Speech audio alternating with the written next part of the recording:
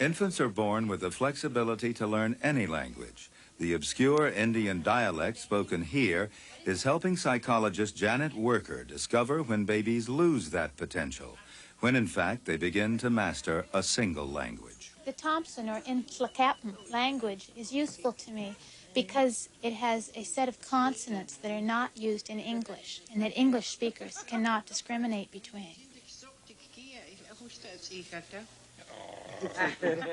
Worker records these consonant sounds to pinpoint the critical period of development, the point when babies exposed to English can no longer discriminate among Indian sounds. So first off, what I would like you to do is help me think of some words that are used in the Thompson language that differ in only a single sound.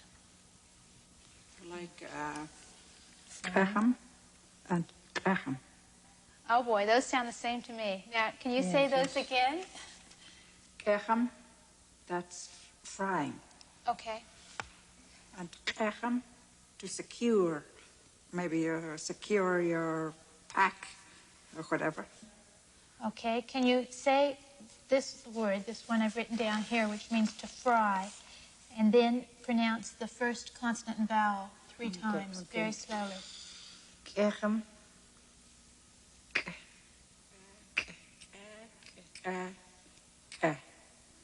And then the other word is Graham.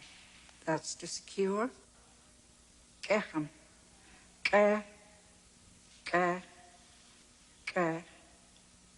Grah. Grah. Grah. Grah. Grah.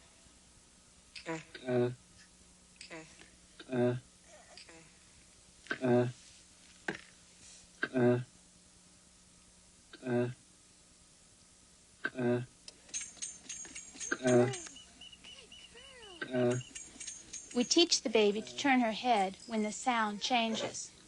In testing, we can then tell if the baby can hear the sound change because she turns her head in anticipation of the toys coming on.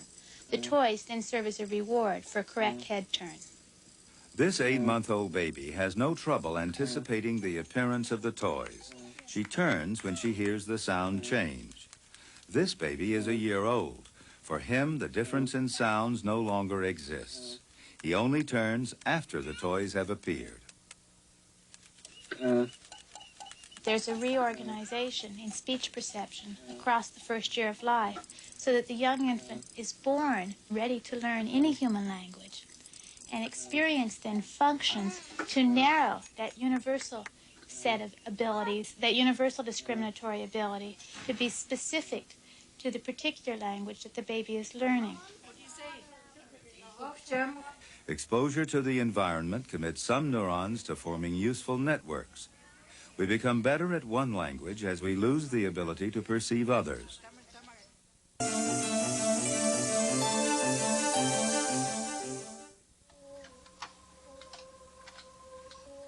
Babies communicate from birth, but when do they begin to pick apart the actual sounds of language?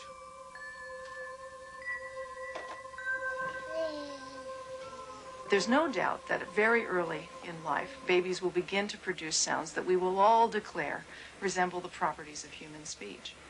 And so it's quite natural to begin to investigate their perception of sound. Not quite as obvious an activity as producing it, but tests have been devised to examine what things they can hear and what things that they can discriminate and categorize. E, E, E, E, ah, ah, ah. Can a baby as young as 6 months old hear the difference between 2 vowels? This baby is trained to look for the toy when the sound changes. She's being distracted, so she'll turn only when she hears the difference in sounds. The key question, will she turn before the toy lights up? E, E, E, E, E. Great baby. Once babies are trained on a particular talker's voice, that training generalizes to the voices of different people. Now different voices are making the vowel sounds. Will this baby still be able to hear the change? E. E. E.